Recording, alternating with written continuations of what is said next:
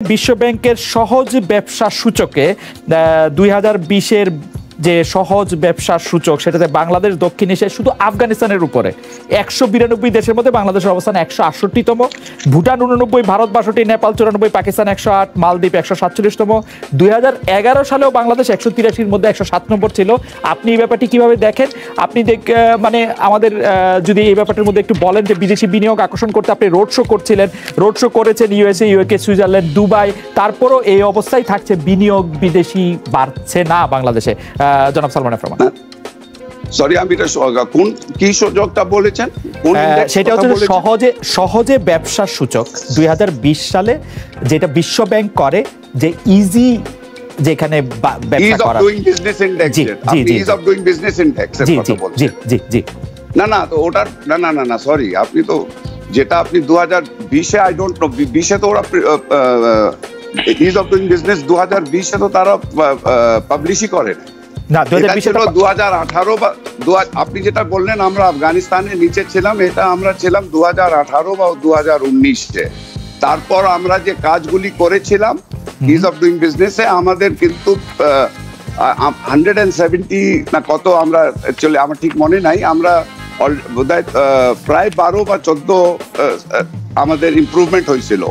তারপর কিন্তু যে বছর আমাদের ইমপ্রুভমেন্ট হয়েছিল সে বছর তারা আরেকটা ওয়ার্ল্ড ব্যাংক পাবলিশ করেছিল দ্যাট হোল ওয়ার্ল্ডে যে সব থেকে বেশি রিফর্ম করা হয়েছে 20টি দেশের মধ্যে বাংলাদেশ একজন দেশ ছিল। বাংলাদেশের পজিশন কি আপনার কারেক্টেড হয়েছে? আপনি বলতে চাচ্ছেন যে উপরে ঘটেছে?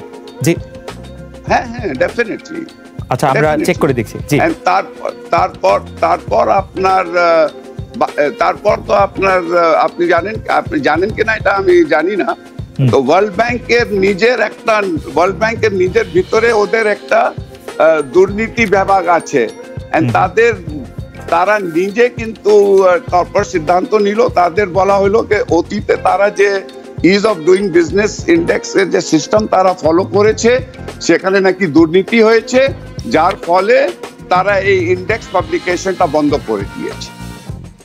আর কিন্তু তারা এই ইন্ডেক্সটা আপাতত এটা স্থগিত আছে। আপনি বলছেন যে ইজ অফ বিজনেস ইন্ডেক্সে বাংলাদেশের অবস্থান আমি সর্বশেষ দেখতে পাচ্ছি হচ্ছে 168তম 192টা দেশের মধ্যে, এইটা তারা চেঞ্জ করেছে। আমরা এক্ষুনি দেখছি আমাদের 168 কারেক্ট 168 কারেক্ট।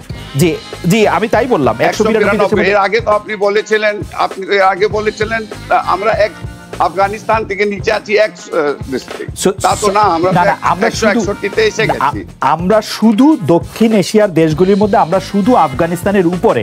আমি বলেছি যে ভুটানের নিচে, ভারতের নিচে, নেপালের নিচে, পাকিস্তানের নিচে, মালদ্বীপের নিচে। সেটা হইতে পারে, বাট 100 না, পাকিস্তানের নিচে নাই, আপনি ভুল বলতেছেন। দেখেন 168 পাকিস্তান 108, ওর আগে পাকিস্তান 108, ওর আগে আমাদের আরো খারাপ ছিল। আমরা এক বছরে কাজ করে আমরা 168-তে এসেছিলাম। এর আগে এটা যদি এর আগে আমি 2011 সালেরটা দেখতে পাচ্ছি সালমান ভাই, আমরা 183টা দেশের মধ্যে 107 নাম্বার ছিলাম। সেটা আই ডোন্ট নো, 11 সালে এটা আই ডোন্ট নো। ওকে ঠিক আছে, তাহলে আমরা পরের প্রশ্নে আসছি। আমি যে ইজি মানে সহজে ব্যবসা সূচক সম্পর্কে আমি একটু জনাব আব্দুল আল মিন্টু আপনার মতামত জানতে চাইবো। আমরা খুব দ্রুত আমরা অনেকগুলি বিষয় নিয়ে কথা বলতে হবে। জি, আপনারা তো বিশ্ব ব্যাংক নিয়ে কথা বলছেন, এই জন্য আমি আর বিশ্ব ব্যাংক নিয়ে কথা বলবো না, এটা সালমান ভাই অলরেডি বলছেন।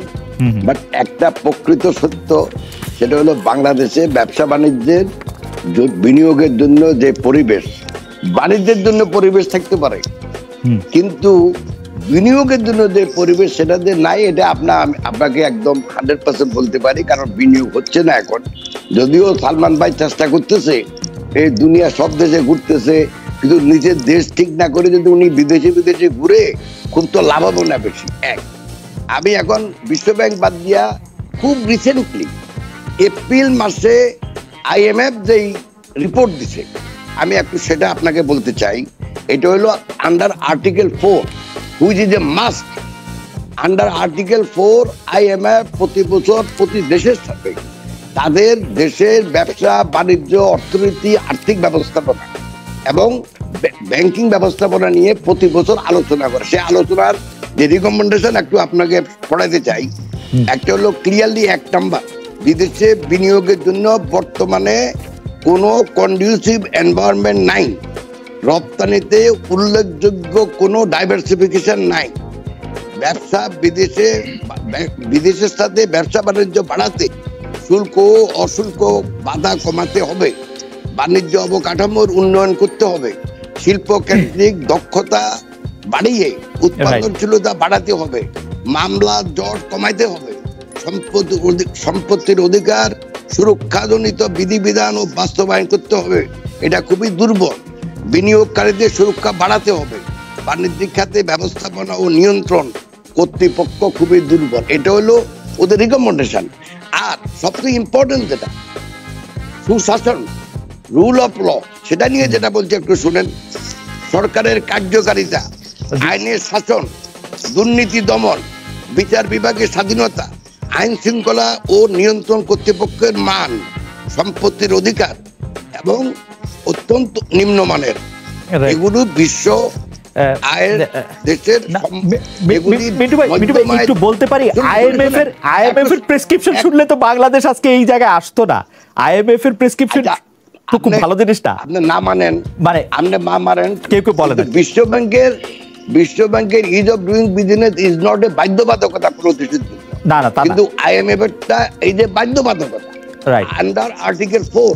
আর এটা তো আপনার লাস্ট লাইনটা বলি, যে লাস্টে শাসনের সূচকে যেটা বলছে, সুশাসনের সূচকে সেটা বলছে যে আপনি যদি 0 থেকে 2.5 পান তাহলে আপনি ভালোর মধ্যে আছেন।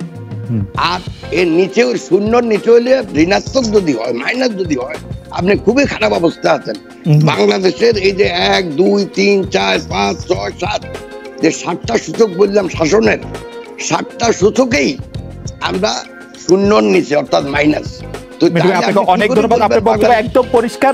সালমান ভাই, আপনি কি এই ব্যাপারে কোনো মন্তব্য করতে চান?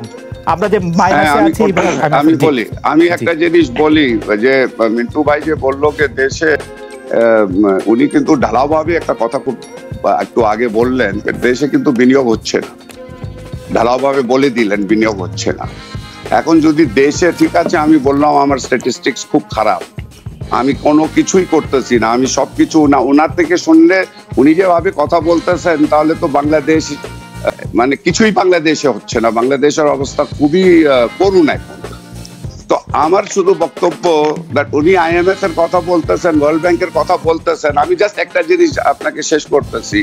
এশিয়ান ডেভেলপমেন্ট ব্যাংক আর ওয়ার্ল্ড ব্যাংক যে আমাদের যা গ্রোথ হয়েছে, আমি যদি ক্লেম করি 7%, ওরা বলে 6.8%, তো তারা যা গ্রোথ আমাদের বলছে সেটা উনি স্বীকার করেন নাকি উনি বলেন কেনা সে গ্রোথ হয় না?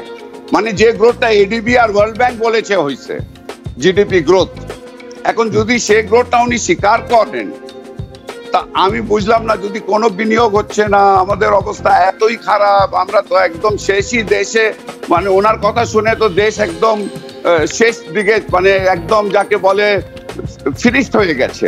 তো আমি তাহলে 6%, 7% growth as per World Bank আর এশিয়ান ডেভেলপমেন্ট স্ট্যাটিস্টিক্স আমি কিভাবে অ্যাচিভ করেছি? এমনি অ্যাচিভ হয়ে গেল নিজের থেকে। ওকে, জিডিপি গ্রোথ হয় নাই, আইনের শাসন নাই, আপনার ব্যবসা করার কোনো এনভায়রনমেন্ট নাই, কিছুই নাই, এমনি হয়ে গেছে। জিডিপি গ্রোথ নিয়ে মিন্টু ভাই বলবেন। আমাদের একটু প্রশ্ন করতে বলছে শ্রীলঙ্কা নিয়ে।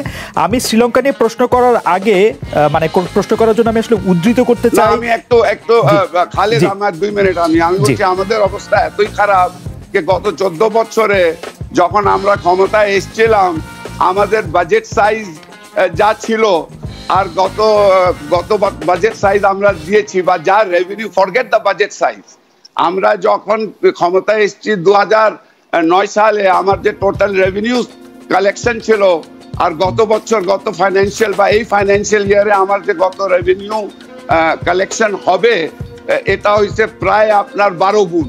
আর তারপর আপনি আসেন আমার ফরেন এক্সচেঞ্জ রিজার্ভ বেড়ে গেল, এগুলি সব এমনি হয়ে গেল। আমরা তো এত খারাপ অবস্থায় আছি, আর এগুলি সব এমনি হয়ে গেল। আমাদের কোনোই কিছু নাই, এটা মিন্টু ভাই একটু এক্সপ্লেনেশন দিকে আমাদেরকে। আচ্ছা ঠিক আছে, আমরা মিন্টু ভাই থেকে শুনবো। তার আগে আপনি যদি একটু চট করে বলে নেন, বাংলাদেশ এবং শ্রীলঙ্কার কথাটা আমাদের দর্শকের অনেকেই বলছেন।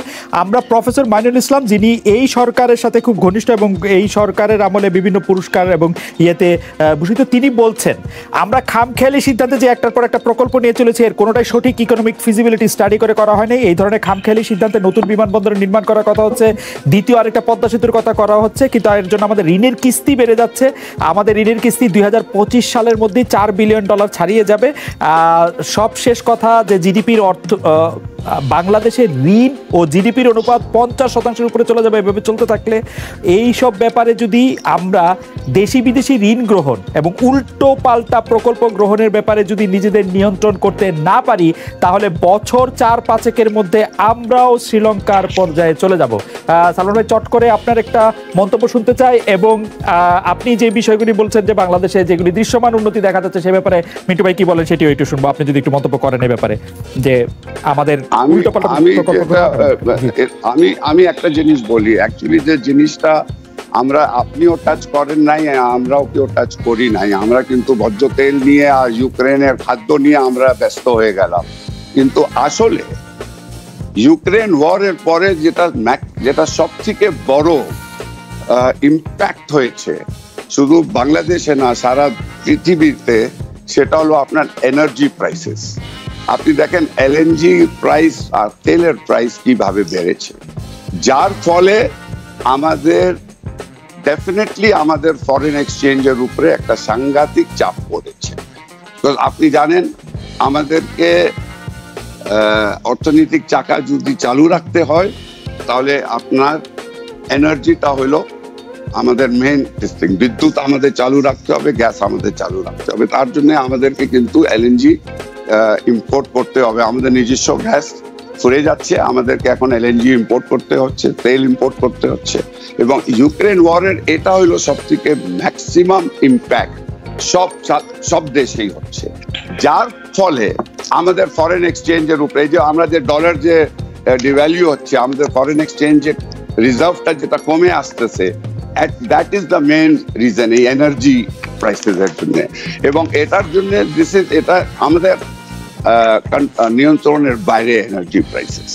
তার জন্যই আমরা অলরেডি সরকার পদক্ষেপগুলি শুরু করেছে, যে আমরা, আপনি দেখেছেন লাক্সারি গুড ইম্পোর্টের উপরে আমরা কিন্তু ডিসকারেজমেন্ট করতেছি। কিন্তু সেটা তো ইনসিগনিফিক্যান্ট। লাক্সারি গুড দিয়ে আমরা কয় টাকা পাচ্ছি না? ইনসিগনিফিক্যান্ট, ঠিক আছে, ইনসিগনিফিক্যান্ট, কিন্তু আমরা পদক্ষেপগুলি শুরু করেছি। দ্যাট এভরিথিং উইল কাউন্ট, আমাদেরকে তো নিতে হবে। আপনার মাননীয় অর্থমন্ত্রী অলরেডি বলে দিয়েছেন দ্যাট যে প্রকল্পগুলি আপনার কি বলে খুব প্রায়োরিটি নাই, সে প্রকল্পগুলি এখন তার বাস্তবায়নটা আমরা ডিফার করছি। আজকেই আমার কিন্তু অর্থ সচিব মহোদয়ের সাথে কথা হচ্ছিল। আপনি জানেন উনি বলেছেন, আমরা গতকাল we have given a circular, যে সরকারি কর্মকর্তা যারা আছে তারা কিন্তু বিদেশ যাওয়াটা বন্ধ হয়েছে। এটি নিয়ে আমাদের প্রশ্ন আছে। সালমান ভাই, আমি আপনার কাছে ফিরে আসছি, শুধু প্রশ্নটি করে ফিরি।